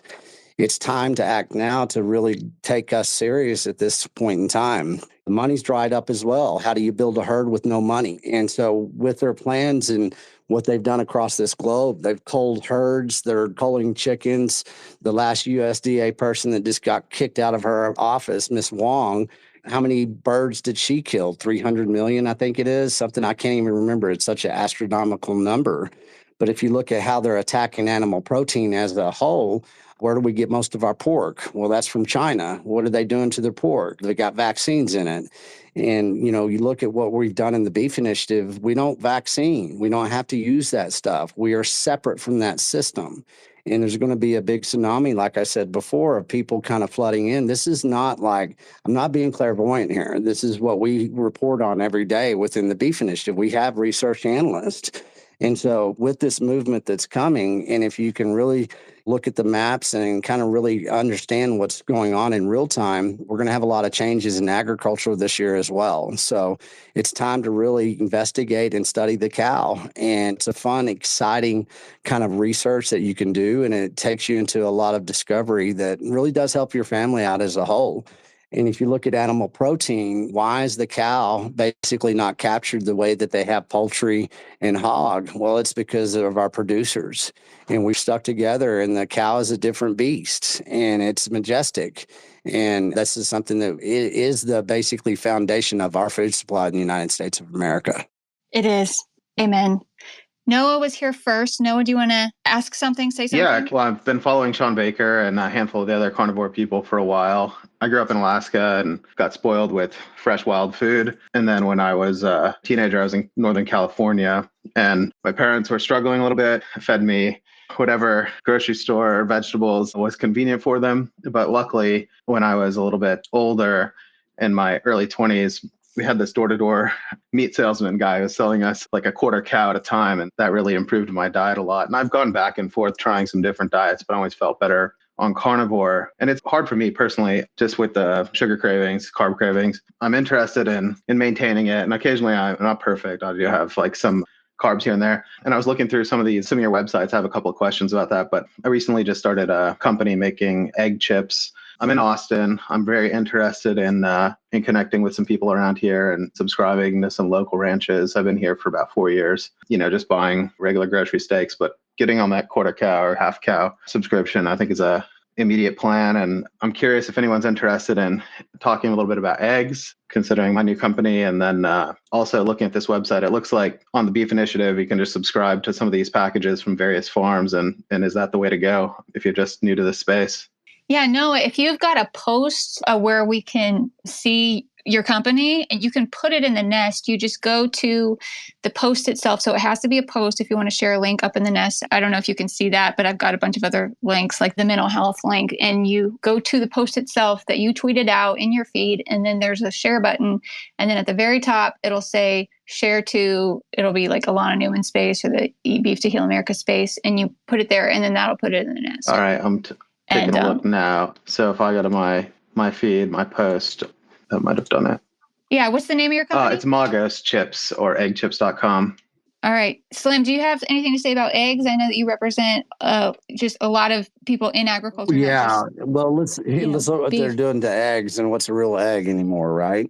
And so there's a lot of ways, to have access to eggs. But one thing to point out, everything we do, I started with cattle. I started with beef because I come from cattle country.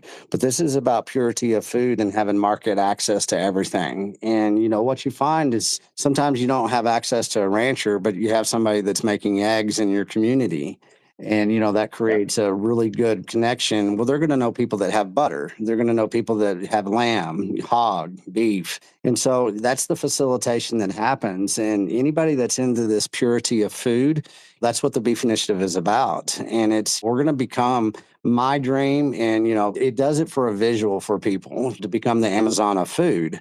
And that's what this is. It's a collaboration between so many cross industries, but they're all the same. It's about purity and it's about eating the earth again. And we've forgotten that. And, you look at poultry, they're a great fertilizer for regenerative grazing. And there's so much that happens within livestock itself. And people need to be close to the egg, just like we've talked about, be close to the cow. Collaboration, building. Go ahead. What do you recommend to, I'm just getting involved for the first time, just subscribing on the Beef Initiative as a way to kind of get started to one of the local ranches? You can reach out to info@beefinitiative.com and we can facilitate that for sure. Okay, awesome. Yeah, just personally, I know we buy quite a lot, my family, and egg company, we just started it.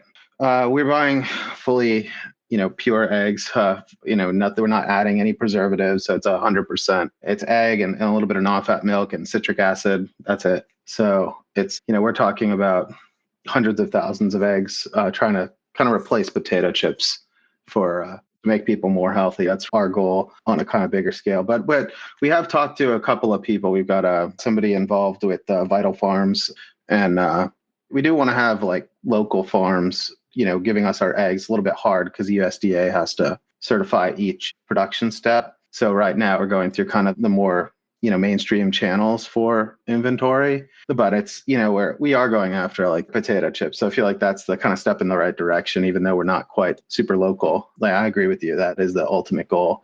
And now we're going for halfway there if we can get to healthy snack food. Bravo, Noah. Dee Dee, your hand's up. Welcome to the Speaker Salon.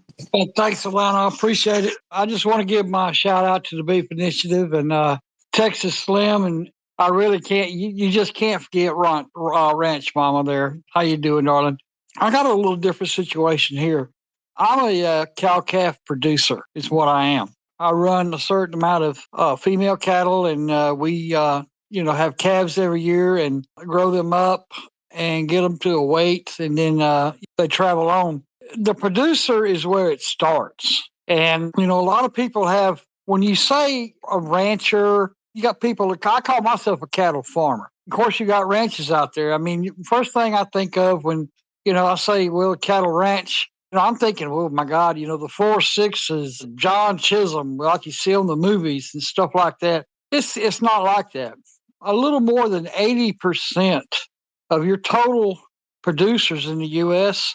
are considered small producers, which means they have around 50 head of breedable cows or less. So abundance of where your inventory comes from is there. But what easier way to get somebody out of business than to start small with the smaller people? So I have a few things that I really get after. I'm real hot about the EID tags.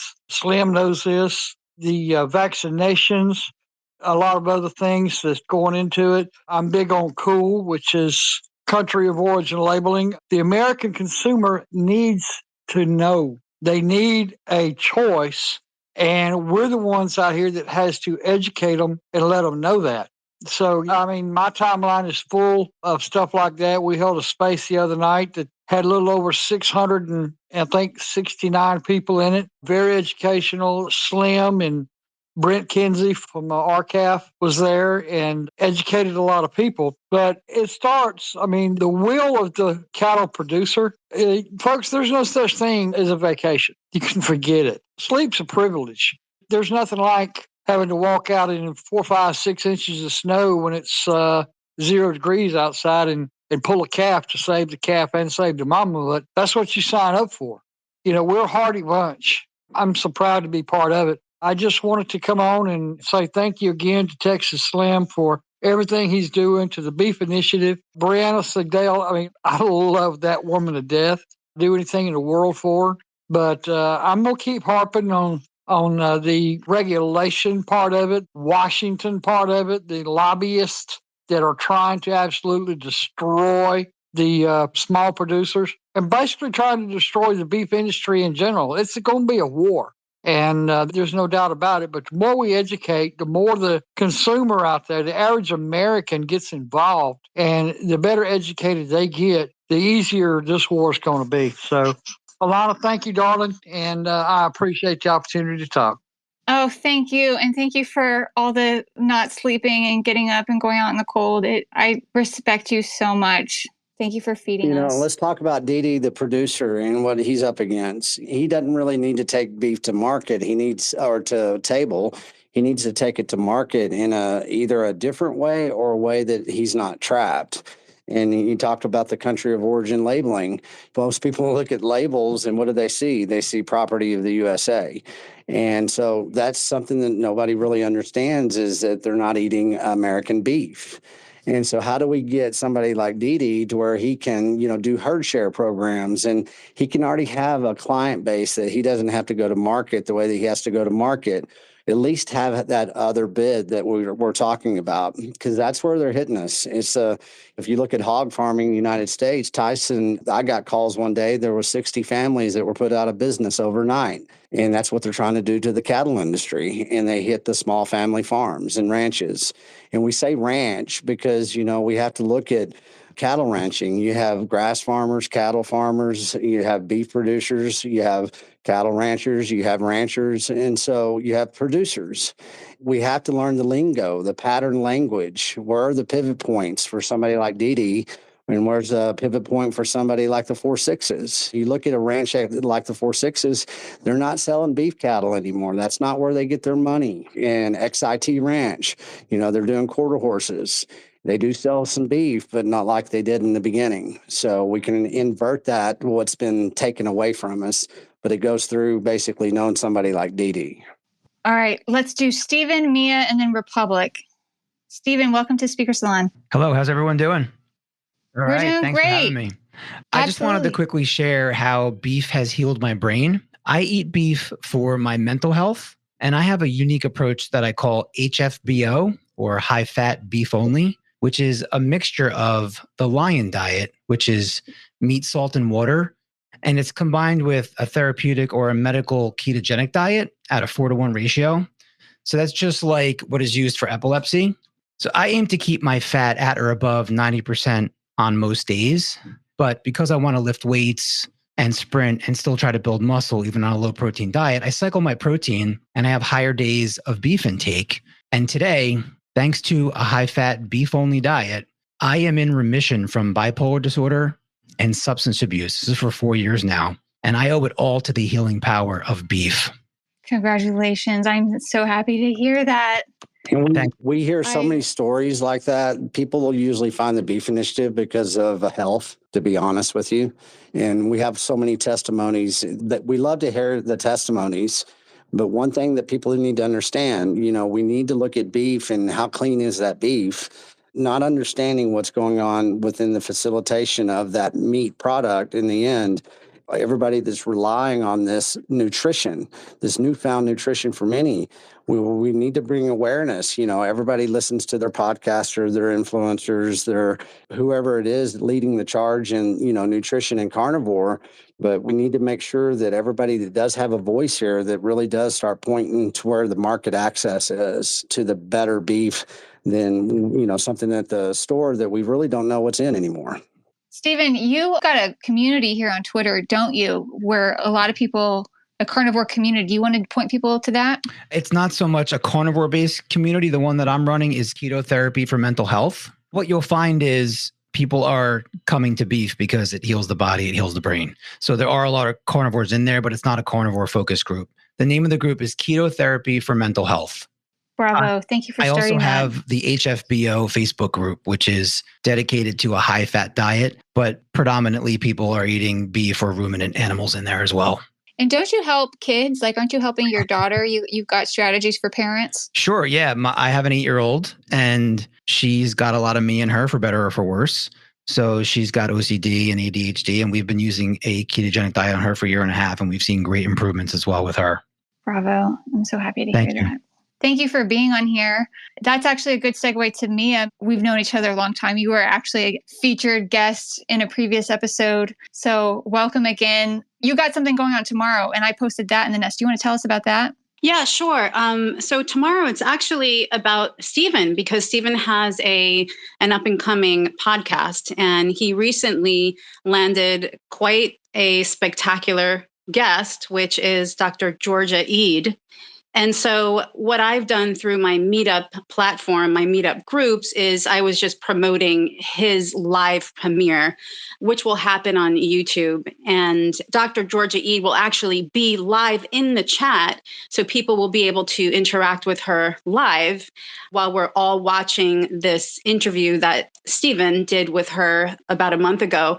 We'll all be watching it for the first time, including Georgia, and people will be able to ask her questions about metabolic therapies, specifically, usually keto or carnivore for mental health. She's actually a big proponent of beef. I've taken her course, and she's not shy about saying how there's a big difference between having beef in your diet, going low carb or keto, and moving over to carnivore. She made a point in the course to say there's a big difference between what can be healed sometimes from just going from keto to full-blown carnivore. So it's actually about Stephen, but Stephen and his amazing podcast featuring this illustrious doctor. So that's what you're referring to. But anyway, I have my own story that I would just like to share briefly. First, I want to thank all of these wonderful stewards of beef in this space, because for me, access to beef and beef in my everyday life is kind of life or death. Now, I'm kind of somewhere between keto and carnivore, meaning I don't really eat vegetables at all, but I'm not full carnivore. And this is 6.5 years, by the way. I've been in the ketogenic lifestyle, but it's something that saved my life. But along the way, I noticed that if I did a beef heavy ketogenic diet, that my brain would function at its best. I could recall details and memories, and I wouldn't lose my train of thought. I also have a very long history of all these different learning disabilities, which I believe are trauma-based, honestly. But being beef heavy specifically helps me to definitely mitigate all of that and stabilize my nervous system and gives me energy. If I'm doing my diet right, I don't even yawn, and my energy is sustainable. Now, if I go to just eating a keto with like chicken and fish and an occasional beef, it just doesn't work the same. So for me, beef is such a cornerstone of my second chance at life, quite frankly. And so although, yes, I'm keto, sometimes you don't need to even go that far. And my son, he's 26, he's an example. So he's lower carb, so maybe under 100. And I noticed with him that he's always had anger issues. He's had some depression and a tendency to dissociate. When I started to implement this kind of beef heavy diet for him, even though he was still higher carb, wasn't quite keto, kind of comes in and out of ketosis, he goes from this angry jerk, just someone you don't want to live with, to someone who is very reasonable. He's able to watch his tongue. He's able to think before he acts and, think before he speaks. So sometimes you don't even have to go keto or carnivore. If you just clean up a little bit, you lower the carbs a bit, and you add in wonderful beef, which is just a mega multivitamin. People don't understand this. They ask, well, if you only eat beef, how are you getting your nutrients? And it's hard for me not to roll my eyes, because it is a powerful multivitamin. So I thank all of these wonderful people that are fighting so hard to save beef ranching in America. This is, like I said, it's a life or death thing for me. I'm recovered from bipolar, very terrible deep depressions of suicidality. Same thing with my son. And specifically using beef as our medicine has saved us. I'm just grateful for all of you. Mia, are you saying that we don't have a toxic masculinity problem, but we have an inflammation and veganism problem? Maybe. Thank you for sharing your story. You guys, I have a previous episode. It's metabolism and mental health that Mia did. You can hear like her whole story. It's really remarkable. And also, if you know anybody with a mental health problem or trauma problem, I actually hired Mia as a coach for a family member to help them with bipolar disorder. And she figured out stuff that I would have never figured out on our own. And so getting people to actually get into therapeutic ketosis, she's a really wonderful resource. So Recover with Mia is her handle. And I definitely vouch for her. She's Alana. Awesome. You're welcome. Republican, thank you for your hand up. Do you want to ask your question or comment? Thank you so much, you guys. So singing my tune. You guys are singing my tune. So I followed you, Texas Slim and Alana, and of course the Beef Initiative. If you see on my timeline personally, even though I'm a coffee roaster, I actually am an old school ranch kid, born and raised on the ranch, quite literally born on the ranch, and wrestled those cows from the time I was born.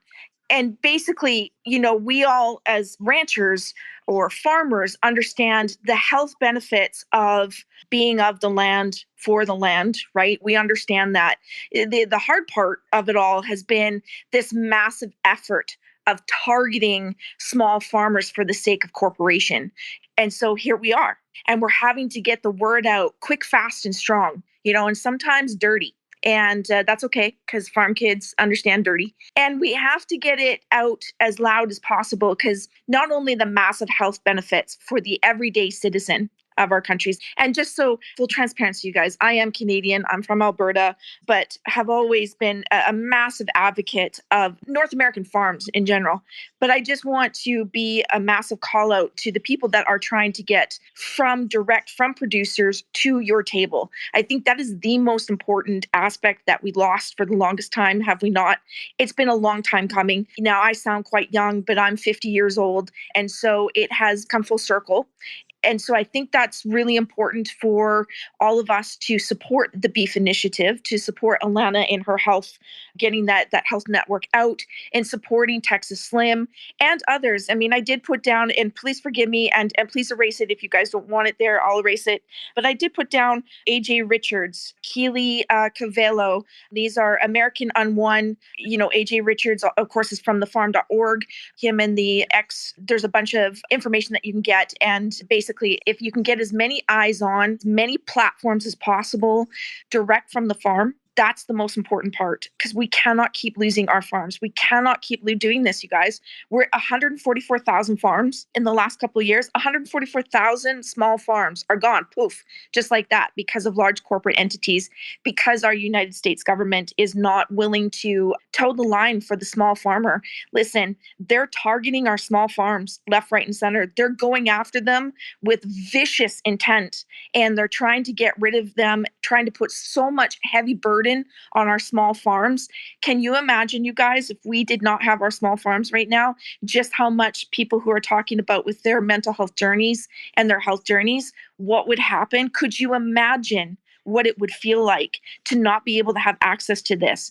If we are not loud, and we don't shout loud enough, and we don't make our voices heard, and we don't put money where our mouths are, direct to the farmers' pockets, we are going to lose our small farms. So this is my sort of advocacy, is let's not lose the small farms. We've lost, I think in North America in total, I think it's almost 1 million small farms over the last 35 years, if I'm correct, Texas Slim. I can't remember. It's a lot, small farms over, and that's a pretty short period of time.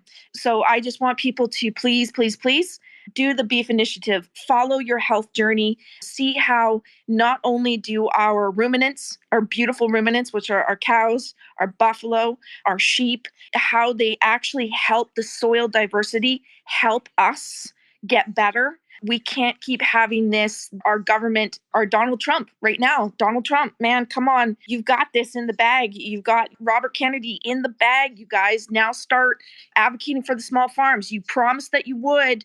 Now I'm going to call you out on it. And I'm just a wee little Canadian up north that doesn't really have the loudest voice, but I will shout as high as and as hard as I can for you guys, because we cannot lose these small farms and the beautiful health that comes from our beef or our ruminant industry. So thank you so much. Cheers. And thank you for letting me speak. I'm so grateful for you guys. And I'm going to advocate for you as strong and as hard as possible, because I do have family down there. So love you guys. Cheers. Thank you. That was wonderful. It's bottom line is it will be a disaster if we don't get our family farms in working order, and Trump can't do it himself. We elected him. We elected Bobby Kennedy. The reason Bobby Kennedy is where he's at is it started with a mom who just wouldn't leave him alone, and she kept showing up with scientific papers at his door until he just couldn't ignore her anymore. And we need to be doing, using everything we got. If it's a voice, if it's a cell phone, if it's money, if it's friends and networks and social skills, like whatever God gave you, it's time to use it, because there's people who, like Mia said, it's life and death for them. And this fight's important. This is the last call if anybody wants to say something. Mike, can I say something real quick, Alana? Just as far as the importance of this, and to put perspective, how does things change? Well, we made food very cheap and very profitable. And so our consumer demand changed thereof for a lot of reasons. So anything that changes in industry, and especially food, it's driven by consumer demand. And so that comes with education and basically being in the right place. I always tell everybody, you got to change your consumption model. Well, that means audio, video, and food. And if you do that, you're going to find the right place to be able to change that consumer demand. So it's very important to understand that perspective of where we are. Thank you for that. I am going to wrap up because I don't have any requests to speak in the pipeline, but I just want to thank so much Dr. Shawn Baker and Texas Slim and June and Shannon and all the guests that came up to be a part of this conversation. You just wonderful to spend an evening with you. For listeners on X, I'd like to invite you to explore our past discussions, which are all related to human ecology, by visiting the Speaker Salon page on Apple or Spotify. And to our podcast listeners out there, I'd like to invite you to join us live and engage with our speakers here on X, platform formerly known as Twitter, where every other Thursday we discuss important topics that might just save your life. So please support our speakers by following them on social media and buying their books and products and inviting them to your conferences and events. And God bless you all. May you all have all the beef that you ever need. Have a wonderful night.